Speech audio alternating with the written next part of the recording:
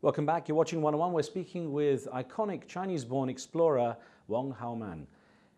It was in the early 70s that everything took off when National Geographic it decided to employ you, and suddenly you're out with your camera and actually out on your expeditions. Early on, how well prepared were you for that initial trip? Well, in the early days, China was controlled very tightly, so we can't go very far. I was mainly working for a number of other magazines as well, Architectural Digest, I wrote also for Reader's Digest. But we're mainly covering cultures and architecture, Chinese gardens, a little bit about history. And then came up around 1979, the door opens a little bit more. And I had my first time that I get a chance to look at the huge cultural diversity of China. I remember I was on an assignment to look at the Mongolian yurt, the felt tent, and that's when I look at, wow, all the landscape is different from what I usually know, and the people, the culture, the history is all different. And when I came back to the States and look around in libraries, there's again very little written about those areas. So I kind of went on a whole different tangent, and is focusing on minority cultures, cultural geography, a huge I would call it the backyard of China. And then my early expedition for the National Geographic, I was both a writer and a photographer. So we went out, for 4 months at the time. It was still fairly restrictive. I was able to rent a Jeep from China and with a couple of assistants from China. But those years, it was everything I looked at is totally fascinating. There's simply that as you go back to the record, at least for 50 years, no one has been in those areas. So it accumulated to 6 major expeditions when I was at the National Geographic. The very last one was a 2-year expedition that looked at the Yangtze River from mouth to source. And as a geographic magazine, we were looking carefully at where the source is. So fortunately, I was living in California and very close to NASA's Jet Propulsion Lab. So very early on, we got all these remote sensing data. Today, GPS is no big deal. Back in the early 80s, when you're talking of using remote sensing with satellite images, radar images from the space shuttle, those are fascinating data that we can get our hands on. So through these remote sensing data, we were able to define a new source, a longer source for the Yangtze River. Actually proving the books wrong must have been quite satisfying, because everyone believed it was elsewhere.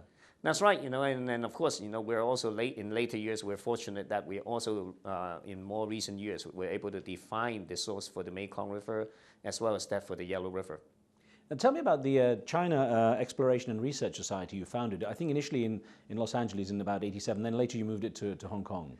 That's right. I left the National Geographic thinking that there's more I can do rather than just documenting and vanishing culture and kind of disintegration of nature. I felt that I need to be able to do some more research as well as perhaps help in small ways in conservation. So I founded the organization as a nonprofit in Los Angeles, such that we can go beyond just exploration and work as a journalist. And in the first few years, it was pretty rough because I'm not used to like fundraising and going around giving lecture and have your hat out trying to collect money. So, but in those days, though, however, China was in the backwaters. So whatever money you can get and invest into China in these projects goes a long way. Now things, of course, is very different. So from a tiny little organization, now, of course, we're not membership based. But at any one time, we're running around 6 to 10 different projects now. And what results have you seen? How successful has the society been? We've been fortunate. The last few years, we have done also conservation to archaeological sites, many Tibetan monasteries, nunneries, murals. And then we move on a number of flagship species of animals and birds in Western China. So many of those is also bringing the awareness to the local people.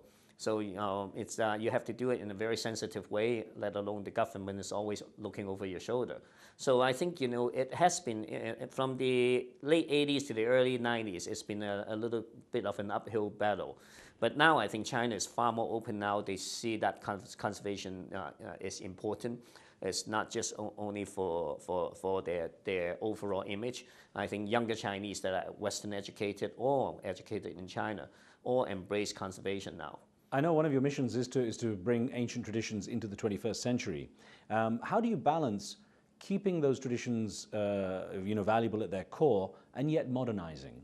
It is difficult, it's not that, we are also evolving, we're finding ways to find it, actually, it is equitable, you can't conserve at the same time and trying to hold back their development.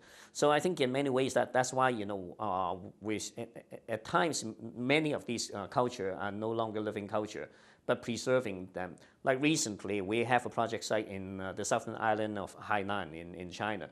All through the coast of it are resorts already. But deep inside, the indigenous people, that has 1.2 million of it, the Li people, they used to tattoo their face, the women. So this, we found one last village, the very last vestige of their traditional culture, thatched roof houses, adobe walls. And by the time I saw it, they have 2 weeks to survive because they were going to bulldoze the whole village and build upon it with new brick houses, nondescript houses. So we stepped in very last minute and asked the government, can you let us take over, adopt 20 of the houses? We want to preserve them, set up small museums.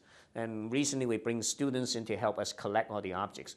First day, we actually asked them, go out without any money, collect things that they consider trash, that they're going to throw away. Those are the things that will disappear before we realize it. If they still want to charge you a lot and sell it to you, they're not about to disappear very quickly. So I think a lot of the things that we are preserving is what we obviously think is not worth any money. And if it's worth a lot, like you go to an auction and buy something, if you don't get it, it won't disappear. It's going to be in a museum or someone else's hand. So it's the little utility things that they throw away as trash and suddenly you lost, or they are lost. What has been your greatest personal challenge? Now is a time that I need to start looking back. While we're moving forward in exploration and some small conservation projects, we have several small museums ourselves. But at the same time, we really start to organize the huge amount of material we've collected. 35 years of work is a long period of work. We have 250,000 slides covering Western China. Many of those you can't turn back in time to document these. And out of those 250,000 slides, almost 10,000 of them are decaying, they're molding. So we just start looking into how we're going to preserve what we have collected, organize it, make it accessible. I think also our own story, what we have done, writing it down in books or in documentary films. We make around 3 or 4 documentaries right now, so that in future generation, they look at it and they get inspired. I read a book from 100 years ago, 200 years ago, I get inspired. Then perhaps you have many successors because if you can inspire them to take up those responsibility of their own generation with perhaps better resources, better technique, better technology than we do. They may look at what we've done and felt, gee, we do it in a very stupid way. But nonetheless, I think it's important that we show our commitment and we put in what we have to trying to preserve for the future generation. Of all the things you've done, all the projects you've undertaken and the places you've been, what is the single most important lesson you've learned? I think if we look back at it, of all the different case history that we have, is that really most of the issues we had started with is quite daunting. And looking back, I felt that, gee, I can't believe we have done so much of it. And I think it's just really taking that first step and stay with it.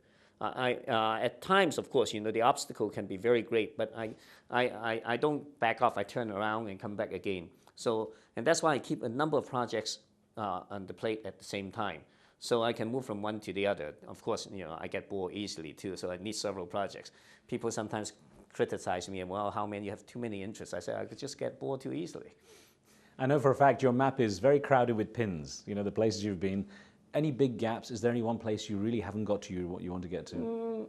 In reality, now I think because we've been involved in China for 35 years, and one thing, we work heavily on both nature and culture, which means a lot of wildlife and indigenous culture. And both of those aspects don't respect political border very well. So we start moving across national frontiers and hoping that by putting similar projects in the inland frontiers of China, not only that we are preserving culture and nature, there's an added dimension that is about peace and about friendship. So we started moving projects into northern Myanmar, into northern Vietnam.